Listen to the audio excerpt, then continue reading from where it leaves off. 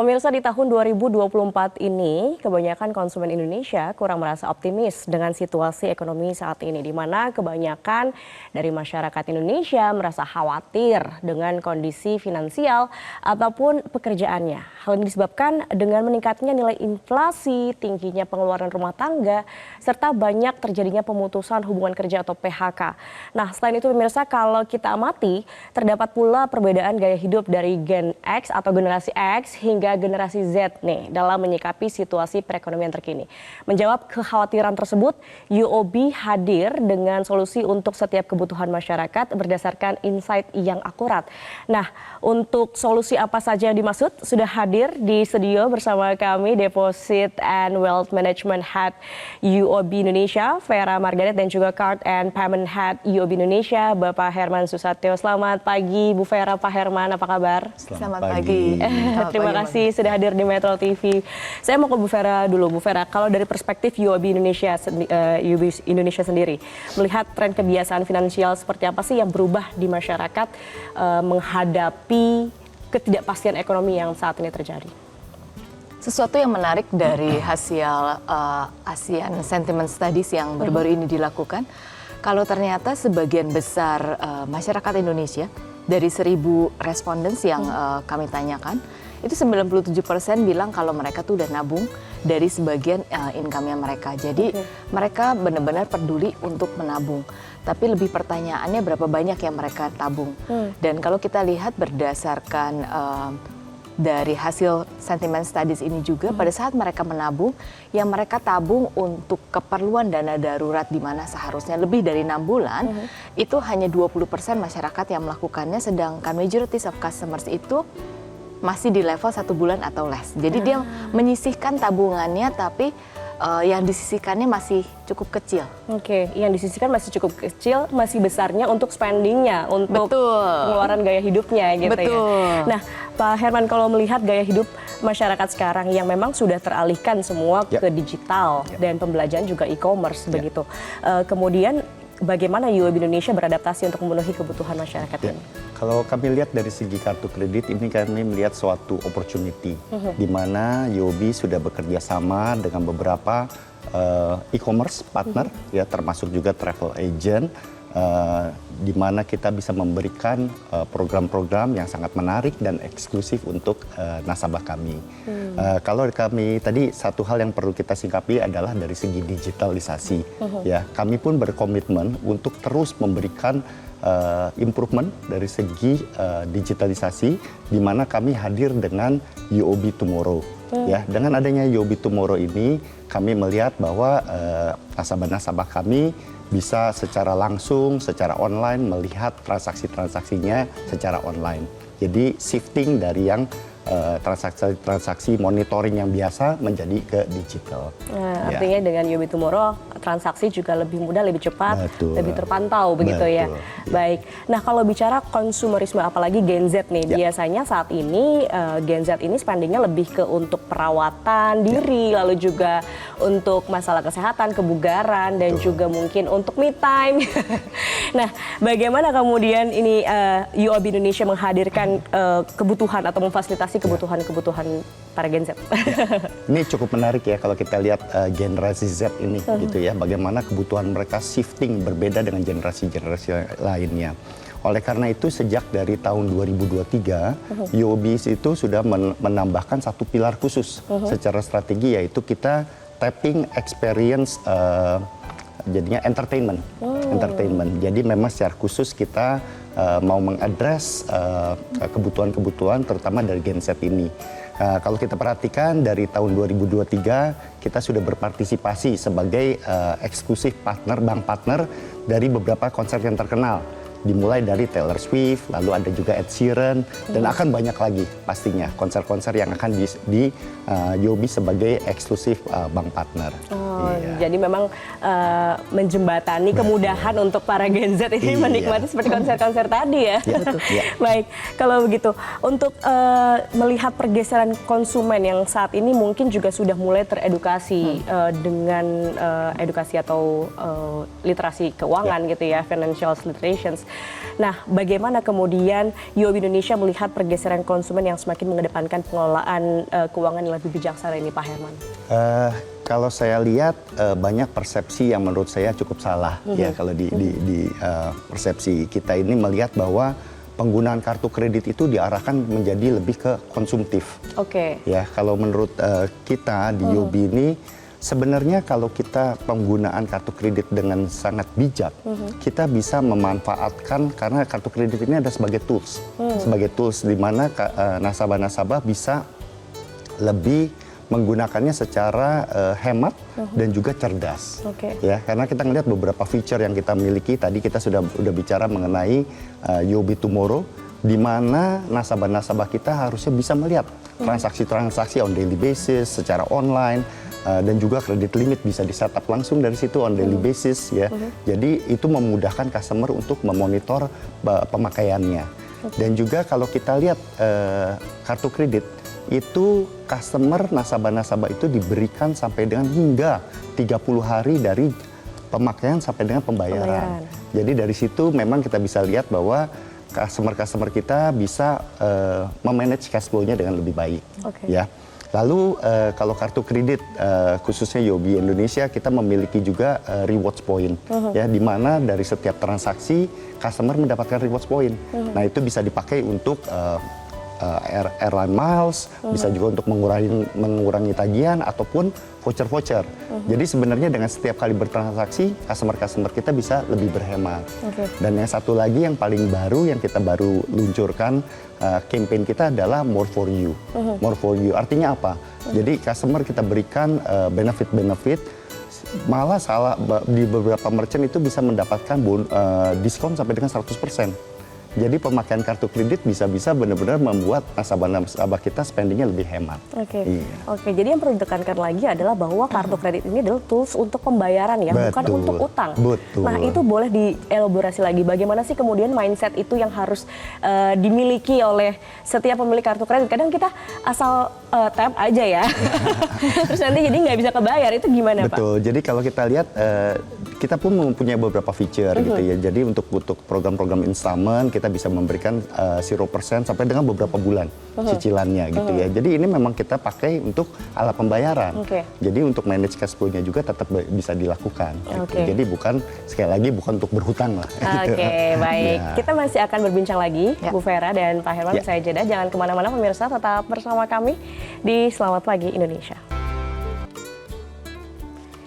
Anda kembali Selamat Pagi Indonesia, pemirsa. Kita masih bersama dengan Bu Vera dan juga Pak Herman dari UOB Indonesia. Tadi kita sudah singgung mengenai kebiasaan menabung dan juga berinvestasi oleh masyarakat ya, Ibu. Nah, ada perubahan di sini. Lalu bagaimana kemudian UOB Indonesia melihat perubahan perilaku nasabah dalam menabung dan mengalokasikan dana ke instrumen investasi khususnya? Kalau saat ini kita lihat masyarakat sudah makin banyak yang sebenarnya kepingin untuk belajar menabung, kepingin untuk belajar investasi. Itu terlihat dari pada saat dilakukan survei, itu 97% nasabah bilang kalau dia menabung.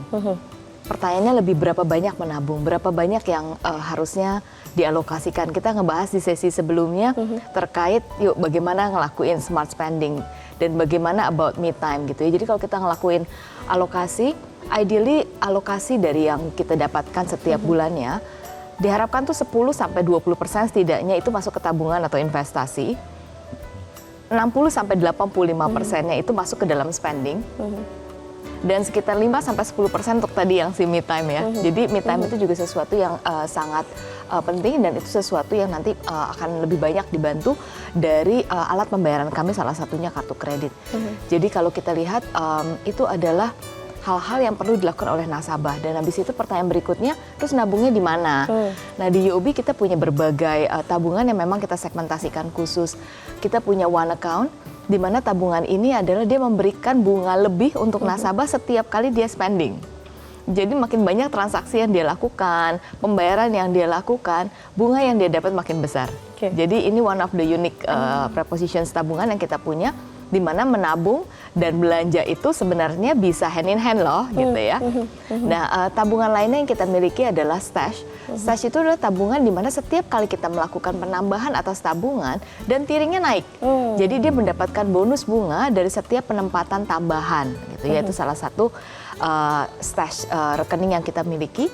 Dan yang salah satu yang paling favorit dan berhubungan sama ladies, kita punya ladies account. Oke. Di kartu kredit juga kita punya ladies card ya, dan kita selalu jalan barengan untuk membuktikan spending and savings can work together gitu ya. Melalui ladies account kita memberikan berbagai fitur, salah satunya 7 tipe penyakit kritis khusus wanita yang kami berikan cuma-cuma kepada setiap nasabah yang menabung di tabungan ladies account ya. Di luar itu tentu saja kita punya privilege account karena salah satu segmen yang disasar oleh UOB adalah segmen prioritas. Oke. Banyak sekali program yang bisa dimanfaatkan oleh pelanggan UOB tentunya, nasabah UOB. Nah, tapi kalau bicara soal pengelolaan keuangan yang baik, itu tentu saja harus mengetahui resiko. Betul. Nah, bagaimana kemudian UOB Indonesia ini mungkin membantu nasabahnya untuk mengenal resikonya? Oke, untuk resiko sendiri kami punya approach unik yang kita dengan bangga menyebutnya sebagai risk first approach. Jadi risk duluan loh, risk first gitu ya, sesuai sama namanya. Kebanyakan orang pada saat berinvestasi selalu yang pertama kali dilihat adalah imbal hasil. Saya kira-kira bakal dapat berapa besar gitu dari sini. Tapi yang dilupa adalah pada saat imbal hasil yang diterima besar, resiko apa saja sih yang saya terekspos.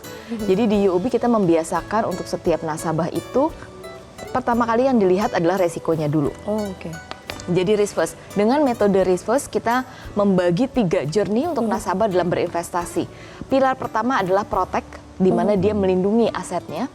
Pilar kedua itu adalah build, di mana dari setelah dia melindungi aset yang dia miliki, dia mulai membangun portfolionya gitu ya. Dan pilar ketiga adalah pilar yang paling agresif, enhance, di mana sesudah dia membangun pilarnya, dia sudah berani lebih terbang.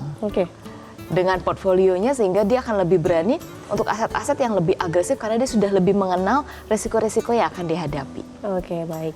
Nah, bicara soal konektivitas ASEAN, ini kan juga memungkinkan UOB Indonesia untuk menawarkan akses investasi yang lebih luas di kawasan pasar ASEAN tentu saja.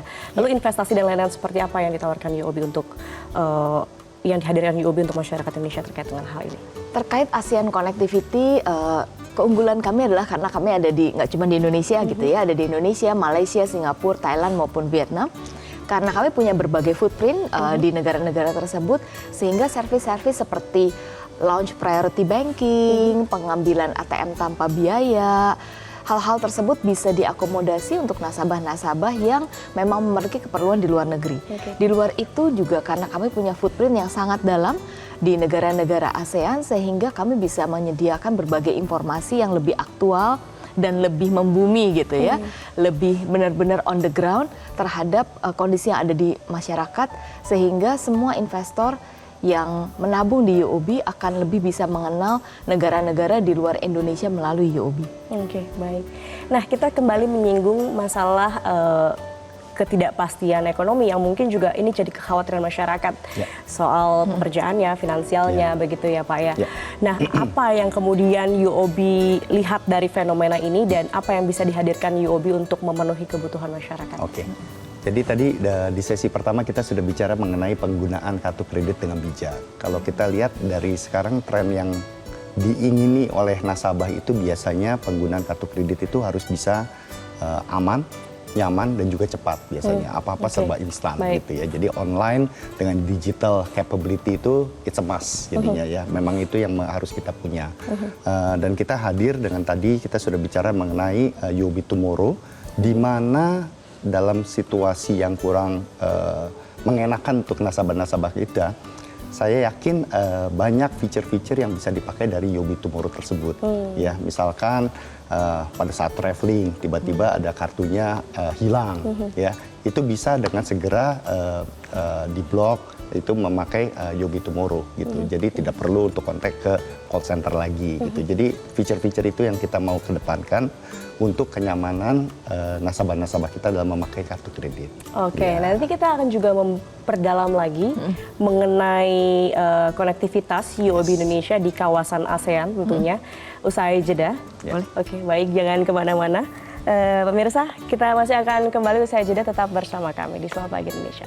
Anda kembali di Selamat Pagi Indonesia, pemirsa masih bersama Bu Vera dan juga Pak Herman. Bu Vera, kalau kita lihat dengan konektivitas di kawasan ASEAN yang memang ini juga menjadi keunggulan dari UOB Indonesia ya, dan kita lihat tren masyarakat saat ini juga sudah mulai tertarik untuk investasi bukan hanya di dalam negeri tetapi juga di luar. Nah, kemudian bagaimana UOB memfasilitasi nasabah-nasabahnya untuk bisa berinvestasi di kawasan yang lebih luas? Oke, dari sisi investasi mungkin yang bisa dilakukan UOB, terutama untuk UOB Indonesia adalah kita bisa memberikan berbagai informasi yang lebih aktual from the ground. Terkait produk investasi sendiri, sebenarnya investasi yang sama bisa dilakukan dari Indonesia ya. Sekarang contohnya dengan reksadana syariah yang bisa membuka sampai dengan 100% untuk investasi offshore. Jadi nasabah juga bisa menikmati investasi di dunia di luar Indonesia melalui reksadana offshore yang di-placing di Indonesia. Tapi informasi mengenai ASEAN-nya sendiri gitu ya, itu sesuatu yang mungkin UOB is one of the least country yang bisa menyediakan, di mana kita bisa menyediakan informasi yang mendalam tentang Singapura, tentang Malaysia, tentang Thailand maupun Vietnam gitu ya, sebagai bahan kaji dari nasabah pada saat dia berinvestasi. Ini dia cocoknya ngambil industri yang mana, infrastruktur yang mana, tipe kelompok industri seperti apa yang mau dia invest di negara-negara ASEAN. Jadi itu mungkin sesuatu yang kita bisa berikan lebih gitu kepada nasabah kami di luar berbagai servis-servis yang terkait konektivitas ASEAN seperti privilege lounge, free ATM withdrawals gitu ya, dan berbagai benefit-benefit lainnya. Oke, jadi dengan data-data yang dari insight yang sangat akurat ini bisa membantu nasabah UOB Indonesia tentunya untuk bisa berinvestasi terpercaya bukan hanya di dalam tetapi juga di kawasan ASEAN. Betul gitu sekali, ya. betul sekali. Baik, apalagi juga tadi didampingi dengan pengenalan resiko karena ini yang paling penting ya Bu ya, sebelum berinvestasi. Harus mengenal risikonya dulu. Dan ini mindset yang diubah atau dibantu diberikan kepada nasabah UOB Indonesia. Dan ini sebenarnya mindset yang diset sama OJK Capital Market. Jadi OJK Pasar Modal itu menerapkan hal pada saat berinvestasi reksadana itu pahami, nikmati. Jadi pahami, mengerti dulu gitu resikonya sebelum menikmati hasilnya. Oke, bicara soal spending nih, sekarang tadi udah ngomongin investasi, sekarang ke spending. Pergeseran kebiasaan konsumen yang kini lebih mengutamakan kemudahan dan kecepatan tentu saja ya Pak Herman ya. Tapi melihat konektivitas yang memang sekarang sudah ya terbuka luas begitu, apa yang kemudian manfaat yang bisa diberikan dan oleh UOB Indonesia untuk nasabah? Ya, jadi sama seperti Bu Vera ya, kita melihat di UOB ini ASEAN Connectivity itu menjadi strong point kami. Ya. Jadi itu yang kita melihat bahwa bagaimana feature-feature, kelebihan-kelebihan ini bisa dinikmati oleh nasabah bukan hanya di Indonesia, namun juga di beberapa negara pada saat mereka traveling.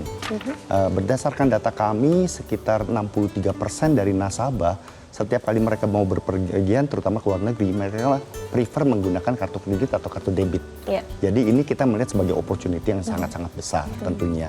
Nah, ditambah lagi dengan tadi ASEAN Connectivity, bagaimana kita bisa mendesain program-program kita pada saat kita jadi melihatnya dari segi customer journey. Sebelum customer ini berpergian, bagaimana dia bisa membeli tiket, membeli booking hotel ya. Lalu pada saat nanti ke airport, di situ ada airport lounge, ada juga program-program khusus yang kita sediakan untuk nasabah-nasabah kita. Ada buy one get one di coffee shop, ada juga yang makanan-makanan gitu ya. Jadi sebelum pergi pun kita sudah pikirkan untuk customer kita. Pada saat berpergian juga, pada saat pergi, of course ada juga program-program dengan airlines ya. Jadi, nah pada saat dia mendarat, misalkan apalagi kalau dia di ASEAN, negara-negara ASEAN, begitu sampai sudah disambut dengan program-program khusus. Di mana kalau kita lihat tadi kita bicara UOB Tomorrow, di situ ada feature Rewards Plus. Pada saat customer kita sampai di negara-negara situ, Rewards Plus-nya itu customize. Jadi yang dilihat bukan hanya program di Indonesia, tapi di negara-negara tersebut. Bagaimana ada program-program untuk customer kita, dia bisa lihat langsung di situ. Ya, jadi kita ngelihat semoga dengan apa yang kita build ini semua jadi ASEAN Connectivity, kita menjadi bank of choice. Jadi setiap kali orang mau berpergian, pakailah kartu kredit UOB. Ya, dan kita menyediakan jenis-jenis kartu itu cukup beragam. Ya, tadi kita bicara mengenai Gen Z ya, Gen Z itu. Kita punya beberapa kartu memang khusus untuk Gen Z. Jadi ada beberapa, satu ada kartu UOB Tomorrow, ya ada juga kartu YOLO, dan satu lagi ada kartu co-brand dengan partner kita UOB Telkomsel co-brand card. Jadi memang itu disesuaikan dengan kebutuhan masing-masing nasabah. Baik, Bu Vera, terakhir sebelum kita tutup, saya lihat memang UOB ini cukup mengedukasi nasabahnya dalam hal literasi keuangan. Nah, program-program apa saja sih yang ditawarkan? Kita melakukan berbagai literasi keuangan tahun ini, dan khusus dari akhir November ini nih sampai akhir tahun kita akan melakukan yang kita namakan UOB Saving Weeks. Jadi on weekdays kita akan melakukannya di cabang-cabang prominent kami di seluruh Indonesia, dan pada saat weekend kita akan melakukannya di mall-mall terdekat di sekeliling Jakarta maupun sekitarnya. Nah, selama UOB Saving Weeks ini kita akan melakukan berbagai literasi keuangan, jadi mengajarkan nasabah bagaimana sih caranya menabung. Menabung yang baik itu sebenarnya harusnya secara rutin dilakukan dan disisihkan dahulu, bukannya disisakan terakhir gitu ya. Jadi berbagai program, berbagai acara-acara akan kami lakukan sepanjang UOB Saving Weeks kami yang akan kami lakukan mulai akhir November ini sampai dengan akhir tahun. Mudah-mudahan masyarakat semuanya bisa berkunjung ya ke cabang-cabang kami dan mendapatkan berbagai literasi keuangan pada saat kami melakukan UOB Saving Weeks nanti. Baik, mudah-mudahan juga banyak nasabah dari UOB Indonesia yang tercerahkan dengan edukasi dan juga literasi keuangan yang dihadirkan. Dan juga mungkin sekali lagi untuk investasi harus mengenal resiko, itu yang poin yang sangat penting ya. Terima kasih atas perbincangannya Bu Vera dan Pak Herman. Thank you, Terima kasih sudah hadir di Metro TV untuk pagi ini. Terima kasih. Jelajahi cara baru mendapatkan informasi. Download Metro TV Extend sekarang.